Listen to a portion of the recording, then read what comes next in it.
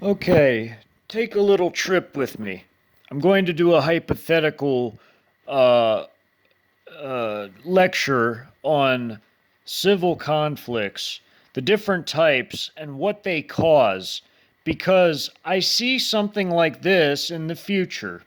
You know, I mean, it's been prophesied and everything else. So let's just explore it in realistic terms, like real, like modern day, right now sorts of terms. Okay, in other modern civil conflicts, you see, the last time we had one, we had what is called a regional split, where you had one whole section, one region of the country trying to split from the rest of it. Now, there's other types. There's like a balkanized sort of civil conflict where you have many different regions breaking off. And it can also be on the basis of religious or political or even ethnic sorts of splits when you have these balkanized factions. Or you can have a Syrian style civil conflict where it's mainly just sectarian and just factions that aren't necessarily aligned with any sort of a region, but they're sort of split up in everywhere all at the same time, where you have the regime trying to contend with various different factions. Like it's like a multi-way civil conflict, where you have the regime in one corner, and then you have other factions in other corners, and they're all duking it out. Some might align with each other, some might not, some might be mortal enemies, and the regime is just trying to hold it all together, like in Syria. Well, if you had something like that occur here, uh, during a collapse of all things, like say they do Operation Sandman imminently, dump the petrodollar, everyone's money is worthless.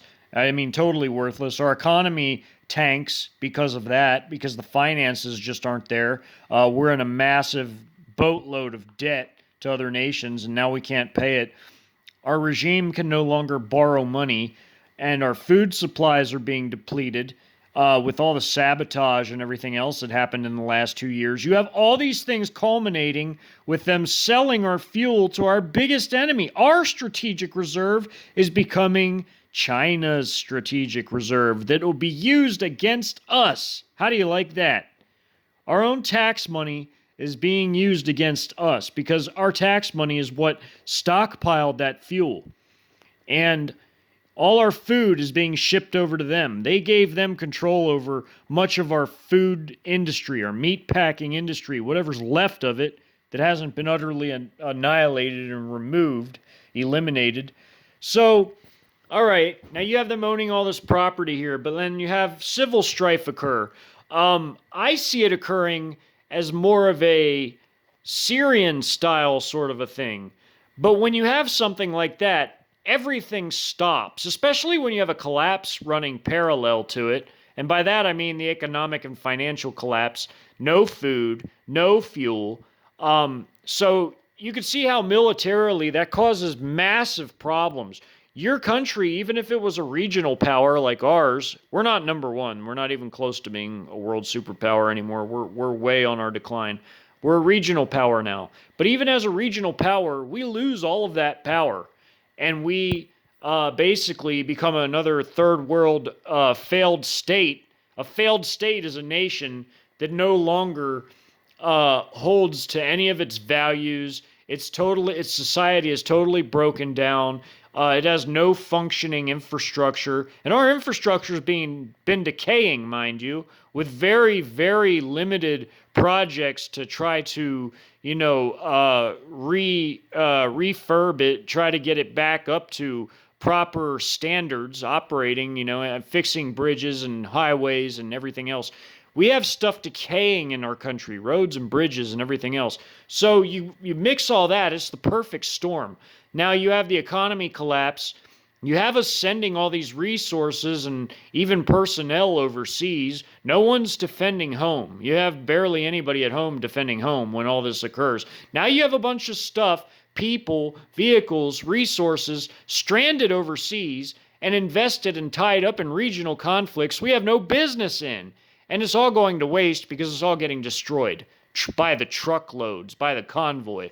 So now we depleted all our stocks of defensive types of armaments by getting them utterly destroyed in these and tied up in these regional conflicts where our objectives that they put us into are failing. Then you have the collapse at home, no fuel, no food. They can't do any sort of a draft because those cost money and takes a lot of resources, and plus they have to have places to train the troops. There's only a limited capacity in TRADOC facilities. TRADOC is where they train people in the Army, and I'm sure the Air Force and Navy have their own TRADOC too, like Great Lakes in the Navy. I guess that's still their place where they train their sailors, but TRADOC in the Army, there's TRADOC posts, and there's only a limited capacity in those places. So there couldn't be a draft. There's no food. What are you going to feed the troops? There's no fuel. Then when the money goes belly up, we have no finances.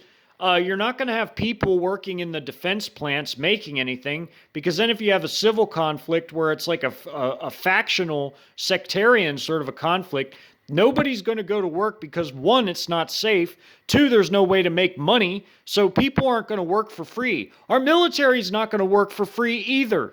So our military will disintegrate, and if there's any kind of a civil strife, nobody's going to be able to, stop it. I mean, no matter how bad it gets, no matter how brutal and ugly it is, no matter how many factions there are, a broke regime with a broke military that's been dilapidated and decaying because they made it go woke and they prioritize social matters over actual military training, which is putting us way behind our enemies overseas. You have all that going on. Then, as our military decays, nobody's working in the defense plants, or nobody's refurbing any of our vehicles, like say at the Red River Army Depot, where they refurb our MRAPs and our field artillery howitzers. Our M109s would go up there to get refurbed. You're not going to have people going there if there's fighting in the streets. If there's sectarian issues where people all of a sudden erupt in crazed, violent episodes, and there's a conflict in our country, it's going to go to total absolute shit chaos. You're not going to have anybody building any defensive arms, refurbing vehicles, building vehicles, and we already had a small defense industry to begin with. That Cold War defense industry? Psh, gone. Long gone. We have some barely over a dozen major defense plants left, and nobody will be going to work because there's no money to be made, and you're going to have a conflict going on. So, and that'll be because people will be fed up. They're divided already. They're angry at each other. They're angry at the regime. People are tired of what they've been living under, and you're going to have people taking it out on each other. And, you're going to have a lot of chaos in this country. There's even going to be turmoil at the top. You might have infighting at the highest levels, all the way down to the civilian level. I don't know exactly how it'll be, but I see it turning into somewhat of a Syrian type of thing where you have various factions duking it out. But while that's going on, there's nobody defending our borders. Our borders are already overrun by massive waves of hordes of God knows who. So it's just chaos. So that's how our country falls, and it will fall. We'll be invaded, and that'll be that.